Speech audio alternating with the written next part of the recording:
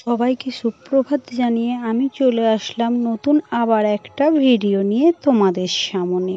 তার আগে সবাইকে বলে রাখি, আমার এই ভিডিওগুলো যদি তোমাদের কাছে খুব ভালো লেগে থাকে তাহলে আমাকে লাইক, কমেন্ট, ফলো করে দিও এবং প্রচুর প্রচুর ভালোবাসা দিও, একটু শেয়ার করে দিও। তোমাদের ছাড়া আমি তো কিছুই না, বলো।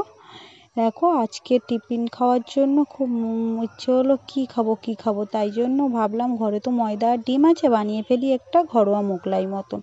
ওই কারণে কি করলাম, আমি প্রথমে ময়দা নিয়ে তার মধ্যে পেঁয়াজ কুচি, লঙ্কা কুচি, আমার কাছে ধনিয়া পাতা ছিল না ওই কারণে দেইনি, পরিমাণ মতন লবণ দিয়ে ডিম দিয়ে ভালো করে জিনিসটাকে পাতলা করে ফেটিয়ে নিয়েছি।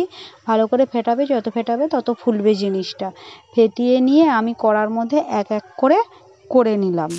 খুব সুন্দর হয়েছিল, কড়াতে একটাও জোর ছিল না, আর খুব সুন্দর, আর খুব চটজলদি হয়ে যায় খাবারটা, খেতেও খুব টেস্টি হয় কিন্তু। আর আরও একটা কথা বলি, তোমাদেরকে বলবো বলে বলা হয়নি। আমি জানি না আমার ভিডিওটা কেমন হয়, ভালো হয় কি খারাপ হয় আমি জানি না, আমার ভয়েস রেকর্ডও কেমন হয় তাও আমি জানি না। তবুও আমি তোমরা ভালোবাসা দাও বলে কিন্তু করার চেষ্টা করি।